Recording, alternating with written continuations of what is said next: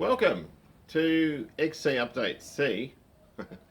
There's two chapters to this. Normally in these videos I will sew in another project I'm doing. Um, in the last one I had the 350 fuel tank. A couple of people complained that they wanted to see the XC stuff, not the bike stuff. I do that because I probably should put more effort into editing, and I don't. I sort of just bang it together, break it up a bit with a bit of other stuff, and put it together and publish it. What I've done with this one, there's two chapters to this. There's the XC stuff at the start, which is only quite brief, and it's just about the doors. And the Briggs for $1 thing. I bought this mower for 99 cents, and I pulled it out because this guy, Bobby from Utah, no, from Idaho, I think, donated these Briggs and Stratton parts, and it was good while I was waiting for filler to dry, bog, bondo, whatever you want to call it. People laugh at us Aussies for calling bondo bog. But while I was waiting for that to sort of go off properly and this sort of thing, I stuck some gloves on and went and got the motor out and this sort of stuff. And went off to the plater again. And the reason I went to the plater is the bonnet latch for the XC. The one I had was a Fairlane one, and they're different. And I was donated a bonnet latch for that, and I wanted to get the brake arm for the 350 Honda replated. And so while I was at it, I stuck all the Briggs stuff in a bag and I took it all to the Hydro Blaster to get all cleaned up properly before it gets plated. Now, so what I've done is I've got the chapter on the XC first, and then we go to the Briggs. So if you're interested in the XC stuff, you can quit at the end of that. And if you're interested in the Briggs stuff, you can start at the start of that, or you can just watch the whole thing. It's your choice. Couple of things. Electric window motors. I got bagged for sticking grease in a scented bronze bush. The reason I did that, there were two motors that had water ingress, and the top bush was damaged and one of them actually had a damaged shaft as well. And I didn't see any point in going to great lengths to rebuild them. They're operable, they'll last a good few years, and then after that I'll rebuild them properly. But for now I want to get these doors in. On Wednesday I'm ordering all the door stuff. So I want to get that before Christmas, and I want all the doors on, I want them painted, I want the windows going up and down, everything, yeah? And so after that, the car's really on the road to being finished. That's the idea.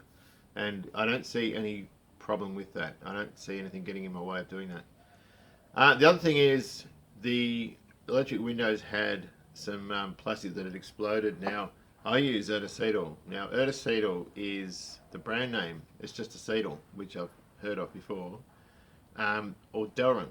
And Gary 904 from Canada said he knows it as Delrin, and I looked at it and I realised now it actually says Delrin on it. This is Butte stuff in that it's fully machinable. It's beautiful stuff to turn. It's cool. It's like cutting brass, you know, and aluminium. It peels off beautifully. Now, or aluminium does. Brass sort of comes off differently, but it's still really, really nice stuff to cut.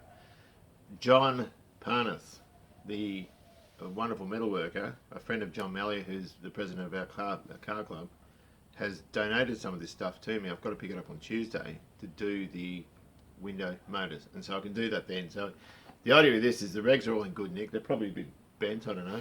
They've been under the bench for a while and I'm sort of dragging them out. But then I can put the window motors all back together with the regulators and really get a head start on this. So this is only quite a brief one, and I think probably now is the best time to have a look at the XC. Right, so I stuck this door in a bit of etch primer. There was a little bit of filler I needed to use sort of down here, and also on the front edge from where I peeled the door off the other frame, or the skin off the other frame. Now I've only spent 5 minutes getting the shut line the way it is. Now it's still out, but it's even. And I was worried about that because there was some of that lip on the other side that had come off. I probably should have kind of annealed it before I took it off to sort of take the stress out of the metal, but I didn't. It's the first one I've done. That all being said, it's turned out, I think, very, very well. And, you know, with a bit more finessing with regard to adjustment, I think it's going to be alright. We've got a clean radius. There's a little bit of metal in there because I added bits with the welder and then ground it back. And there's a little bit there that I can feel. So I can just get a Dremel with a little barrel sander thing and just take that off. But otherwise, I think that's going to be fine. The frame's beautiful on this door. It's the one that we had the good skin on the rotten frame, if you know what I mean, and changed it over. So it's not complete. It's just sitting in a bit of etch. I've just got to make sure, because it had a dent along here, and I've got to make sure that line, because that's going to scream, and I think it's out in that area there, but it's achievable. I can fiddle and fart around with that a little bit more and get it as perfect as I can. This car will have a moulding along it. I think the moulding goes below that, along here, and it's like a protective moulding. The XW, I put an orange stripe on. This one I'll actually put that body side moulding on. I don't think it goes up there. I think it goes down there. I can't even remember at the moment. And here's the other door. This is the front one. I ended up putting a fine fill right over it and just blocking it out. And I've got this midsection nice, I think.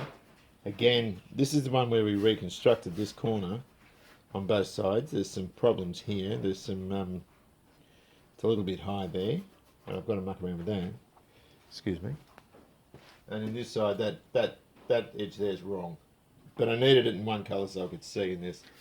I've got to put some fine fill just in these edges here and redo this bit here. I'm not happy with that bit there, but this is all new metal and the same underneath.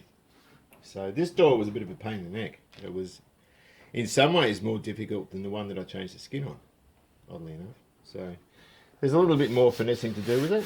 It's just thrown in one. I etched the bare metal areas and I just threw prime on it quickly just to get it in one colour, because it's really easy to see in one colour where your problems are. So there's more to do on it, but both doors are very well on the way to being painted. So I'm quite happy with that. That's all I've really got to report on with the XC. I don't want to go into too much detail with doors because I've done this with the other doors that are on the car and, you know, this sort of thing, the body shell and that. So that's where I'm up to at the moment, and there'll be more to follow. So, fishing around under here. Oh, I got out the back window. Got to take these mouldings off.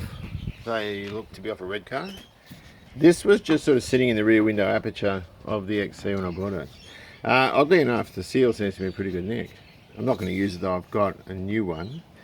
But I will retain it on the off chance that Jeff has trouble fitting the new one for any given reason. But these will have to come off and be repainted along with the front ones, so that when the screen goes in, you can put these in at the same time, or the back window in at the same time, and that will conclude the glass after the doors are finished. Okay, so about a year ago I was looking for nice cheap items to bring content out, and I found this little mower for 99 cents. I'm not really a mower guy, but I figured it would be a good idea getting this thing and seeing what we could do with it. It was all rusty and looked pretty terrible. You can see there, basically falling apart. I think it's been left outside for an extended period of time. Now, 99 cents, the guy actually wasn't there when I went to pick it up. He just said stick your dollar coin on the fuse box and take it or leave it on the front porch. But if it had been seized, I probably just would have left it or taken it and thrown it on a rubbish pile on the way home. But as it turns out, it ended up being better than I thought it would be. Pulling bits and pieces off, you can see the air filter just disintegrated. I don't think this thing's run for an awfully long time. It's just pretty well munted. But the good thing about it, if you look at the bore here, hang on a second, there you go, you can see one or two little scrapes, but there's nothing deep. It's all good. The thing is really good. So that being said, it wasn't seized, it pulled over well, it did everything it was supposed to do, and it ended up being a very good rebuildable core. Now I threw the base of the mower out, that was all sort of destroyed, and I intended to buy some rings and some gaskets and clean it up and stick it in the other mower I've got. I thought it'd be a nice little video, sort of sub chapter to some of the other stuff I do. So that's what I did until I was donated all these parts, and then I thought to myself, you know what, I'm doing bodywork at the moment, which is boring and very hard to bring regular content because it's so time consuming. So why the heck not get it out again and tinker around with it? So I've sent everything off to be looked at, and you know, it's in terms of plating, and it's basically all good. So I stuck it back together. That's just before I threw it back in its box in the shed a year ago, and sometime in the not too distant future we'll go about finishing that job. So I've got to go back to the plater because I've got to get the bonnet latch replated and some brake components for the CB350. While I'm there, I might as well take this Briggs for a buck guy. This was the one, I did a video on it last year. I'm having trouble getting that out. And I figured, since I'd been donated from Bobby all those Briggs parts, getting ready for that, I'll just get all this stuff plated, although I'm not sure how well that'll come up because they're fairly pitted and rusted, so if they look rubbish I'll just put replacement ones in, but getting them done, actually I might take that off first, getting them done at the same time is a cost effective way of doing it, because some of them will end up looking alright.